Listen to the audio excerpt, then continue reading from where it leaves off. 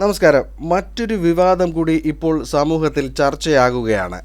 അടിയന്തരാവസ്ഥ കാലത്ത് ഭരണഘടനയുടെ ആമുഖത്തിൽ കൂട്ടിച്ചേർത്ത സോഷ്യലിസ്റ്റ്, മതേതരത്വം എന്നീ പദങ്ങൾ നീക്കം ചെയ്യണം എന്ന് RSS ജനറൽ സെക്രട്ടറി ദത്താത്രേയ ഹൊസബലയുടെ വാക്കുകൾക്ക് ഇപ്പോൾ ഉപരാഷ്ട്രപതി ജഗ്ദീപ് ധൻഖർ പിന്തുണ പ്രഖ്യാപിച്ചതോടെ വിവാദം കനക്കുകയാണ്.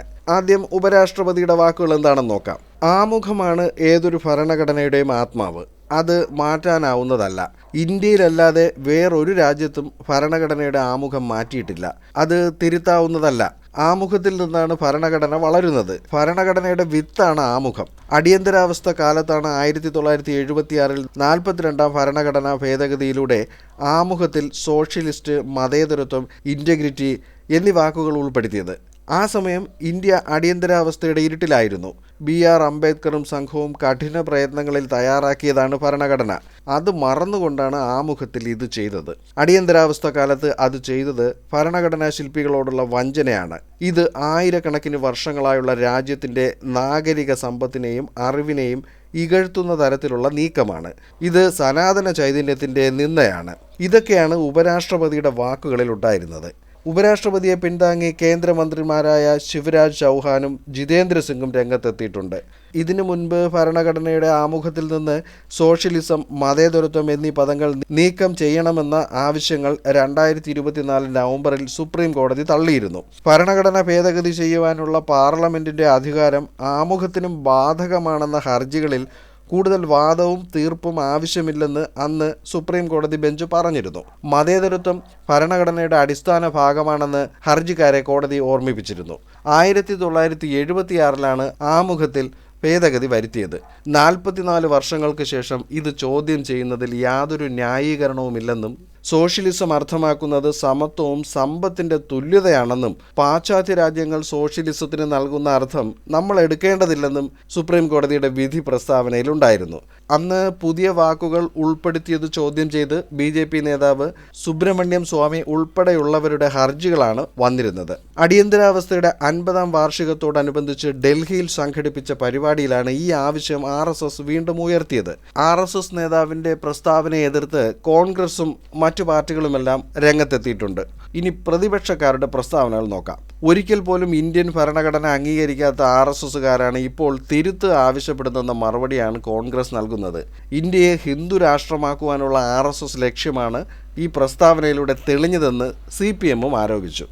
RSSന്റെ മുഖം മൂടി അഴിഞ്ഞു വീണെന്നും സമത്വം, മതേതരത്വം, നീതി എന്നിവയെക്കുറിച്ച് സംസാരിക്കുന്നതിനാൽ ഭരണഘടന അവരെ വേദനിപ്പിക്കുന്നെന്നും RSSന് ഭരണഘടനയല്ല മനുസ്മൃതിയാണ് വേണ്ടതെന്നും ദേശസ്നേഹിയായ ഓരോ ഇന്ത്യക്കാരനും അവസാന ശ്വാസം വരെ ഭരണഘടന സംരക്ഷിക്കുമെന്നും രാഹുൽ ഗാന്ധി പ്രസ്താവിച്ചിരിക്കുകയാണ്. ഡോക്ടർ അംബേദ്കർ, നെഹ്റു ഉൾപ്പെടെയുള്ള ഭരണഘടനാ ശില്പികളെ നിരന്തരം വിമർശിച്ചവരാണ് RSSകാരെന്ന് കോൺഗ്രസ് ജനറൽ സെക്രട്ടറി ജയറാം രമേശും സോഷ്യലിസവും മതനിരപേക്ഷതയും ഭരണഘടനയുടെ അടിസ്ഥാന ഭാഗമാണെന്ന സുപ്രീം കോടതിയുടെ വിധി അറിയാവുന്ന RSSകാർ ഭരണഘടനയ്ക്കെതിരായ നിലപാടാണ് എടുക്കുന്നതെന്നും AICC ജനറൽ സെക്രട്ടറി KC വേണുഗോപാലും പ്രസ്താവിച്ചു. സ്വാതന്ത്ര്യ സമരത്തിൽ ഒരു പങ്കും വഹിച്ചിട്ടില്ലാത്ത RSS ഭരണഘടനയുടെ അടിസ്ഥാന തത്വങ്ങൾ നീക്കം ചെയ്യണമെന്ന് വാദിക്കുന്നത് കാപട്യമാണ് എന്ന് CPM പോളിറ്റ് ബ്യൂറോ കുറ്റപ്പെടുത്തി. ഹൊസബലയുടെ വാക്കുകൾ നോക്കിയാൽ അടിയന്തരാവസ്ഥ കാലത്ത് പാർലമെന്റ് ചേർന്ന് ചർച്ചകളില്ലാതെ നിർബന്ധിത ഭേദഗതി വരുത്തിയാണ് ഈ പദങ്ങൾ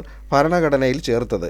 അടിയന്തരാവസ്ഥ ഏർപ്പെടുത്തിയവർ ഇന്ന് ഭരണഘടനയുടെ പകർപ്പുമായി സഞ്ചരിക്കുകയാണ്. പൂർവികർ ചെയ്ത തെറ്റിന് രാജ്യത്തോട് മാപ്പ് പറയണമെന്നും രാഹുൽ ഗാന്ധിയെ ലക്ഷ്യം വെച്ച് ഹൊസബല പ്രസംഗത്തിൽ ഒളിയം പെയ്തിരുന്നു.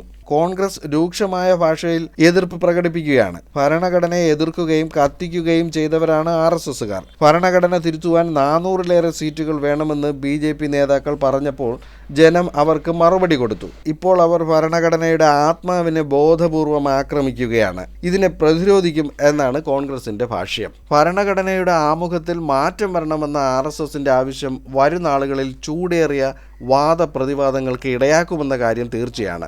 3/2 ഭൂരിപക്ഷം ഉണ്ടാകുകയാണെങ്കിൽ ഭരണകക്ഷിക്ക് ഭരണഘടനയിൽ ഭേദഗതി വരുത്തുവാനാകുമെന്നതും മറ്റൊരു വസ്തുതയാണ്.